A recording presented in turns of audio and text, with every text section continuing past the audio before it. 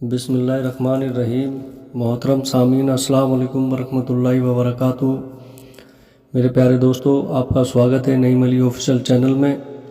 آئیے سنتے ہیں کفن چور کا واقعہ۔ ایک رات اس کے ساتھ قبرستان میں کیا معاملہ پیش آیا، آئیے جانتے ہیں۔ ایک بزرگ جن کا نام حضرت سیدنا اسحاق رحمۃ اللہ علیہ ہے، آپ فرماتے ہیں کہ ایک شخص ہماری محفل میں آیا کرتا تھا، مگر اس کا آدھا چہرہ ہمیشہ چھپا رہتا تھا۔ ایک مرتبہ میں نے اس سے پوچھا کہ تم اپنا آدھا چہرہ چھپائے رکھتے ہو، اس کی کیا وجہ ہے؟ مجھے اس رات سے آگاہ کرو۔ اس نے کہا کہ اگر آپ امان عطا فرمائیں تو میں اپنا معاملہ بتاتا ہوں۔ اسحاق رحمۃ اللہ نے کہا کہ بتاؤ، اصل معاملہ کیا ہے؟ اجازت ملنے پر اس نے اپنی داستان کچھ اس طرح سنائی۔ اس نے کہا کہ میں کفن چور تھا، میں نے کئی قبروں سے کفن چرائے۔ جب بھی کسی قبر کے متعلق معلوم ہوتا، فوراً وہاں پہنچ کر کفن چرا لاتا۔ ایک مرتبہ ایک عورت کا انتقال ہوا۔ جب اسے دفنا دیا گیا تو میں فوراً قبرستان پہنچا۔ جب تک ہٹا کر کفن کی ایک چادر ہٹائی اور دوسری چادر کھینچنے لگا تو اچانک اس عورت کے بے جان جسم نے حرکت کی اور چادر کو تھام لیا۔ میں نے کہا، تمہارا کیا خیال ہے؟ تم مجھ سے جیت جاؤ گی؟ ایسا نہیں ہو سکتا۔ یہ کہہ کر میں گھٹنوں کے بل بیٹھ گیا اور پوری طاقت سے کفن کھینچنے لگا۔ اسی وقت اس عورت نے مجھے ایک زوردار تھپڑ مارا، جس کے درد کی شدت سے بے قرار ہو گیا اور میرے چہرے پر بہت زیادہ جلن ہونے لگی۔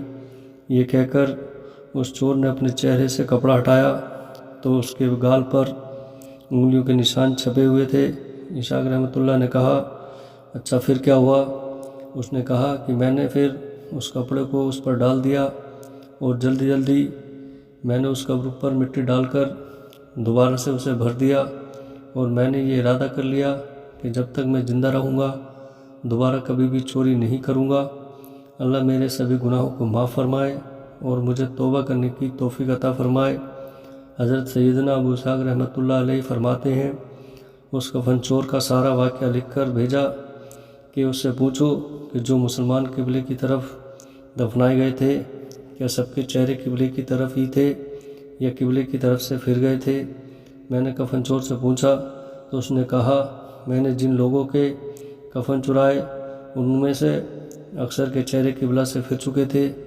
حضرت سیدنا ابو اسحاق رحمۃ اللہ علیہ فرماتے ہیں کہ میں نے یہ بات لکھ کر حضرت عزیر رحمۃ اللہ علیہ کی خدمت میں بھیجی تو انہوں نے جواب میں یہ تحریر بھجوائی کہ انا للہ و انا الیہ راجعون۔ یہ اسحاق رحمۃ اللہ علیہ جن لوگوں کے چہرے قبلہ سے پھر چکے تھے، ان کا خاتمہ سنت پر نہیں ہوا۔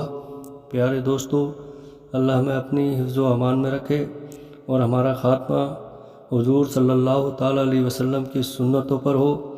داستان عبرت میں ہمارے لیے عبرت موجود ہے کہ کتنا تشویش ناک معاملہ ہے کہ جو لوگ سنتوں سے منہ موڑ لیتے ہیں، وہ کام شریعت کے مطابق نہیں ہوتے، اور جو دنیا کو دین پر ترجیح دیتے ہیں ان کے ساتھ قبر میں بے انتہائی معاملہ ہوتا ہے۔ دوستو، قبر اور آخرت میں لمحہ بھر کا عذاب بھی برداشت سے باہر ہوتا ہے۔